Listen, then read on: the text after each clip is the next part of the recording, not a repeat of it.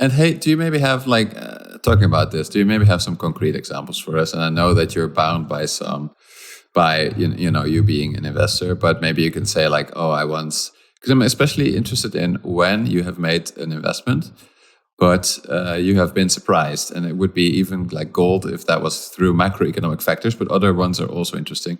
Like you were taken off guard, right? So something happened that you didn't expect, and you learned a valuable lesson from that. Do you have something like that? Yeah, I have a few. Yeah, I have a few I could talk about. Like one, for example, at a macroeconomic factor level, for example, is oil and gas is an easy one. Obviously, it's a very important industry here in Canada. In 2015 or so, or shortly thereafter, 2015, from 2017 to 2018 was the peak of it. There's a bit of an oil glut in the US that heavily impacted the Canadian market. Basically, the US companies discovered, hey, we can efficiently and economically extract shale oil. So basically, if you think of it, there's a big rock, there's all these tiny droplets of oil spread throughout the rock through engineering, methods and what's, fracking and things like that. They discovered that, hey, we can actually draw that oil out very effectively. And all of a sudden you had shale oil companies popping up left, right, and center within the US and greatly increasing production. That had a huge negative impact on Canadian markets because all of a sudden there's this oversupply, and the US is Canada's primary buyer of oil. So if the US has enough oil itself, they're not going to buy as much Canadian oil. And that was actually early at my current company, early in my position as an investment analyst, that was happening. I was very much assuming that, general supply and demand factors, oil companies will rebound very quickly, blah, blah, blah, because you have an oversupply. That'll make companies unprofitable. So, hey, if we focus on companies that have manageable debt, can manage through this, they'll be okay. you know, 7 years later, it's still a pretty pain-stricken area. Companies have done very well over the last couple of years in oil and gas, but from back to 2017 or 18, they're most likely still down. And part of that is the pandemic, which impacts oil demand. But even though the price of oil is now higher than it was back in 2018, stock prices are still a third of what they were back then. So it goes to show that's, like I said, I've kind of learned it's not as simple as just, well, if oil prices go up, then companies will do well. There's a bit more to it.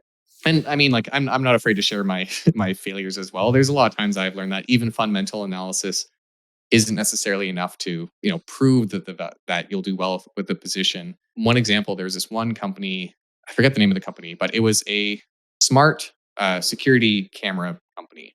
So they basically sold security cameras that used AI to monitor shopping centers and stuff, to point out, hey, like this car's acting suspiciously or or whatever have you. And I remember saying that we should definitely not buy this company because every year they changed their definition of profit. So to me, that was a massive red flag of, well, that's a lot of risk. I don't, the integrity of management is a pretty important factor. Again, that goes back to kind of the Warren Buffett school of thought of, if you don't know a lot about a company, at the very least, if you know that's run by honest and hardworking people, you know that you'll probably be in good hands. So to me, anything that shows me that management doesn't respect the investor or doesn't care about the investor, it's usually a red flag that will make me not want to buy it. Yeah. And yet, a year after I made this recommendation, even though I had what I would call this smoke around this position, ended up being acquired, and I think it jumped in value by like 50% because another company purchased it. Yeah. So it went to show that you can actually have a very strong thesis against or for, and we didn't short the position. I don't short positions, but we didn't buy this position itself. Yeah. But it still made money for those who bought it.